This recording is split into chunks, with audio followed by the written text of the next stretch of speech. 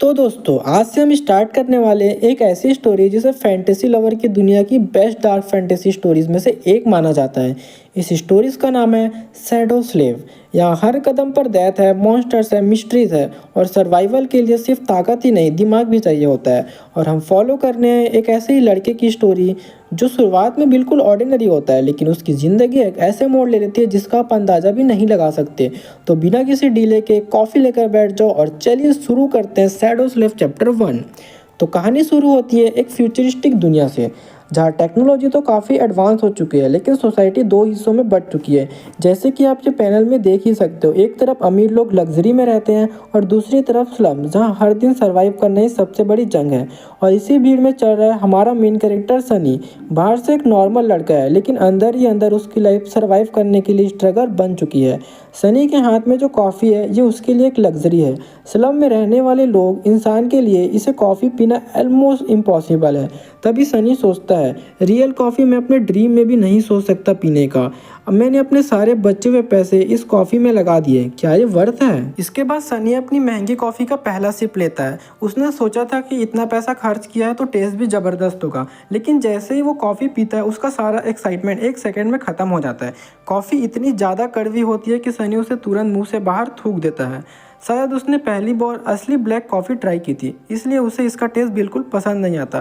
फिर मुंह साफ करते हुए इरिटेट होकर बोलता है, यहाँ कितना लूट है, इतने पैसे बर्बाद कर दिए और टेस्ट इतना बेकार है। सनी को लगता है कि उसने अपनी बची हुई कमाई एक बेकार कॉफ़ी पर उड़ा दी है। खैर, इससे मेरा नींद तो खुल ही जाएगा। सनी कॉफ़ी पीकर पेपर कप को टेबल पर रखता है, देन वो डस्टबिन में फेंकता है, पर वो कॉफ़ी कप गिर जाता है, डस्टबिन में नहीं जाता। तो वापस जाता है डस्टबिन के पास, कॉफ़ी कप पे उठाता है और उसे डस्टबिन में डाल देता है। फिर वो उस भीड़ में जाने लगता है और कहता है, अभी भी मेरा नींद और थकान नहीं गया है, बस किसी तरह पुलिस स्टेशन तक पहुंच जाऊं। वहां पहुंचने तक हिम्मत नहीं हारना है। नेक्स्ट पैनल में हमें पुलिस स्टेशन दिखाया जाता है। वाह भाई कितना अच्छा दिख रहा है। वहाँ के ऑफिसर्स को भी दिखाया जाता है। तभी हमारा सनी आके एक ऑफिसर के सामने जाके बैठ जाता है और एक ऑफिसर उससे कहते हैं, बच्चे क्या तुम खो गए हो या और कुछ बात है? तभी सनी कहता है, मुझे स्पेशल डायरेक्टिव नंबर 3 के अकॉर्डिंग मैं खुद को नाइटमेयर स्पेल के कैरियर के रूप में रजिस्टर कराने आया हूँ। तभी ऑफिसर जोर से चिल्लाता है, क्या? अचानक उस स्टेशन के वॉल पे लगे स्पीकर से इमरजेंसी आवाज़ आता है, एक इन्फेक्टेड इंसान मिल गया है, इसलिए कोड ब्लैक डिक्लेयर किया जाता है। और सनी कहता है, आई एम इन्फेक्टेड। अब हमें इसके बारे में बताया जाता है। ये फर्स्ट टाइम आज से 1 डेकेड पहले अपीयर हुआ था। ये एक ऐसा बीमारी लग रहा था जिससे लगातार थकान और बीमारी फील होता था, लेकिन जब इससे पीड़ित व्यक्ति गहरी और कभी ना खत्म होने वाली नींद में चले गए तब दुनिया का ध्यान इस पर गया। आखिरकार इस घटने को नाइटमेयर स्पेल का नाम से जानने लगे। यह कोई नॉर्मल बीमारी नहीं था, यह स्पेल एक तरीके का मैजिक या उसे श्राप था। जो लोग नींद में मर जाते हैं वो लोग मॉन्स्टर में ट्रांसफॉर्म हो जाते हैं। उसे नाइटमेयर क्रिएचर कहा जाता है और ये मॉन्स्टर बिना देखे ह्यूमन पर हमले करने लगे। वे आर्मीज के हैवी फायर पावर तक उसके सामने यूजलेस हैं। जल्द ही दुनिया निराशा और अफरा तफरी में डूब गया। देन जो लोग नींद में चले गए थे उनमें से कुछ लोग जागने लगे। जो लोग नाइटमेयर स्पेल की वजह से नींद में चले गए थे, जो लोग ने भी सर्वाइव किया था वो अवेकन्ड हो चुके थे। उनके अंदर मिस्टीरियस पावर्स आ चुके थे नाइटमेयर स्पेल की वजह से, और ये लोग मॉन्स्टर को मार के दुनिया में पीस कायम रखते हैं। इस टाइम पे अवेकन ही है जिसमें ह्यूमैनिटी की होप है, और ये लोग अपने आप को गार्जियन मानने लगे जो कि नाइटमेयर क्रिएचर से लोगों को बचाते हैं, और एक न्यू वर्ल्ड ऑर्डर बना। इन सब पॉसिबिलिटीज़ के लिए स्टूडेंट को प्रिपेयर कराया जाता है। स्कूल में पढ़ाई की जगह ट्रेनिंग कराने लगे, सर्वाइवल स्किल सिखाने लगे, कॉम्बैट स्किल सिखाने लगे, एंड और भी है बहुत कुछ चीज़। अमीर लोगों ने तो इस चीज़ों में बहुत पैसे दिए हैं ताकि उनके बच्चे स्पेशल ट्रेनिंग कर सके और अवेकन वन बन पाए। इसके अलावा कुछ पावरफुल फैमिलीज़ में बच्चे पावर के साथ ही पैदा होते हैं। अगर वो किस्मत वाले रहे तो मेमोरीज और इकोस जैसे पावर मिल सकता है, बट हम जैसे स्लम रेट कुछ नहीं कर सकते।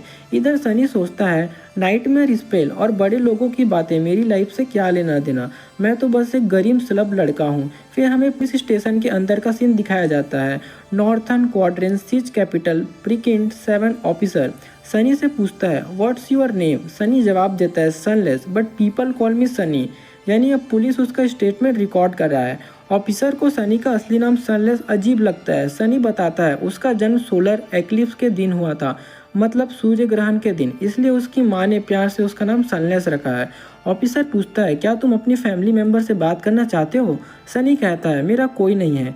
ऑफिसर उसकी फिजिकल कंडीशन देखकर पूछता है क्या वो और कितनी देर जाग सकता है। सनी ऑनेस्टली बताता है कि वो अब ज़्यादा देर तक जग नहीं पाएगा। ऑफिसर समझ जाता है कि टाइम बहुत कम है, इसलिए नॉर्मल पेपर वर्क और फॉर्मल क्वेश्चन छोड़कर सीधा इंपॉर्टेंट बात पर आता है। नाइटमेयर स्पेल की सच्चाई समझाना शुरू करता है। सनी बोलता है बस ड्रीम रेलम में जाना है, वहाँ मॉन्स्टर को मारना है और फर्स्ट नाइटमेयर कंप्लीट हो जाएगा। देन मैजिक पावर मिल जाएगा और मैं अवेकन वन बन पाऊंगा। इधर ऑफिसर बोलते हैं तुम बेसिक जानते हो बट मेरा बात सुनो, उस फर्स्ट नाइटमेयर के अंदर तुम्हारा सामना सिर्फ मॉन्स्टर से नहीं बल्कि इंसानों से भी होगा, पर वो रियल नहीं होंगे, वो सिर्फ एक इल्यूजिनेशन होंगे तुम्हें टेस्ट करने के लिए। सनी बोलता है मुझे कैसे पता चलेगा। ऑफिसर बोलते हैं जैसे ही तुम उनको मारोगे तुम्हें पता चल जाएगा वो एक इल्यूजन है। जब तुम उस नाइटमेयर में एंटर करो अपने एट्रीब्यूट्स एंड पावर चेक कर लेना। अगर तुम्हें कॉम्बैट ओरिएंटेड पावर मिलता है तो तुम स्वॉर्ड्समैन या आर्चर बन सकते हो, ये तुम्हारे लिए ज़्यादा ईजी होगा। बट अगर तुम्हें कोई कॉम्बैट स्किल नहीं मिलता तो निराश मत होना, इसमें कोई भी बेकार चीज़ नहीं है। आफ्टर ऑल ये एक टेस्ट है, मीन्स ट्रायल है। कुछ भी करना अपने पावर से, बस ट्राई करना सर्वाइव करने का। ट्रायल के दौरान तुम जो कुछ भी करोगे उसी से तय होगा तुम्हें कौन से रिवॉर्ड या पावर मिलेंगे। अगर तुम सक्सेस होते हो तो, पर अगर तुम मर गए तो तुम मॉन्स्टर बन जाओगे और रियल लाइफ में अपीयर हो जाओगे। अगर ऐसा कुछ होता है तो मैं एंड मेरे ऑफिसर तुम्हें हैंडल करेंगे। सो प्लीज़ मरना मत सनलेस, और एटलीस्ट अभी मत मरना क्योंकि सबसे पास वाले अवेकंड को भी यहाँ पहुँचने में कुछ घंटे लगेंगे। और इधर धीरे धीरे सनी का आँख बंद होना स्टार्ट होता है और नेक्स्ट पैनल में हम देखते हैं लिखा आता है एस्पिरेंट स्वागत है नाइटमेयर स्पेल में। तो दोस्तों यहाँ पर चैप्टर 1 खत्म होता है। अब इसका चैप्टर 2 जब भी आता है मैं पूरा ट्राई करूँगा नेक्स्ट डे अपलोड करने का। तब तक के लिए bye bye, take care and Radhe Radhe.